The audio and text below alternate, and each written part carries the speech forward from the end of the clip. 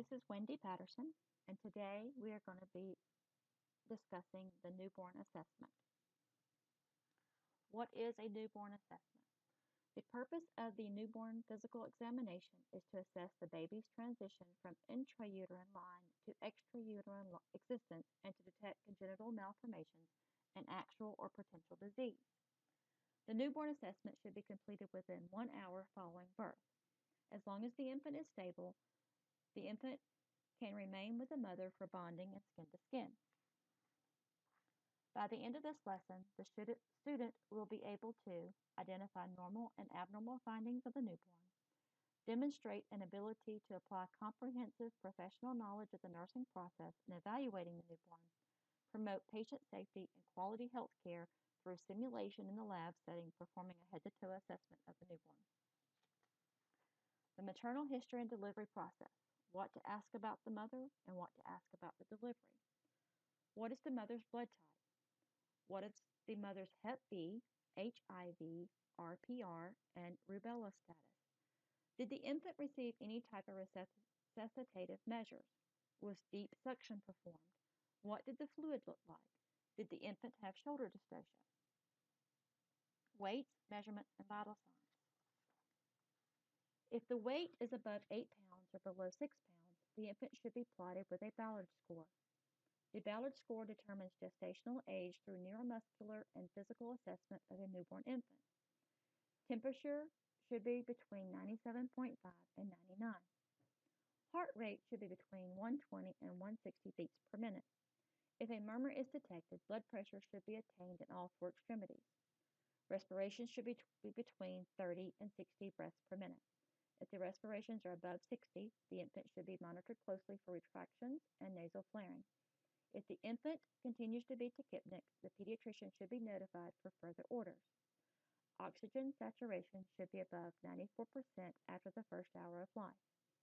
Oxygen should be administered if the oxygen saturation falls below 89% without recovery. The mean blood pressure should be equivalent to the infant's gestational age. From head to toe. The baby should be assessed for general appearance, which is the physical activity, tone, posture, and level of consciousness. The skin should be pink. Are there any presence of rashes or bruising? The head and neck, the appearance, shape, presence of molding, which is shaping of the head from passage to the birth canal. The fontanelles should be open, soft spots between the bones of the baby's skull, and the clavicle should be assessed for crepitus. The face should be symmetrical. The palate should be intact.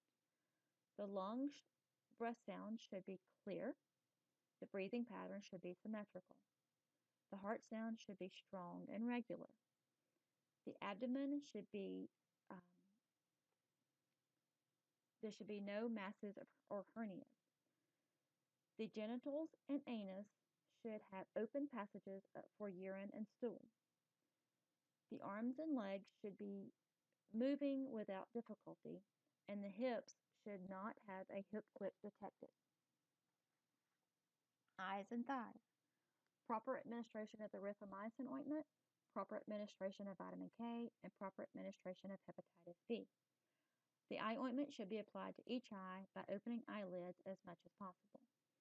The vitamin K is administered into the left eye after wiping area with alcohol.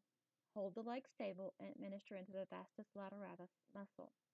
The hepatitis B should be administered into the right thigh after consent has been obtained. Cleanse the area with alcohol, hold the leg stable, and administer into the vastus lateralis muscle. The transition period. How long should the infant transition, and how often should vital signs be obtained? The infant should transition within 4 hours after birth. Most infants transition within 2 hours. Vital signs are monitored every 30 minutes until the infant is stable. After 4 hours, if the infant has vital signs that are not in the normal range, the pediatrician should be notified for further orders. What happens next? Now we will go into the simulation lab to perform a head-to-toe assessment. You will be given a delivery scenario to apply the knowledge you just learned. Thank you for watching the screencast, and good luck with your head to toe assessment.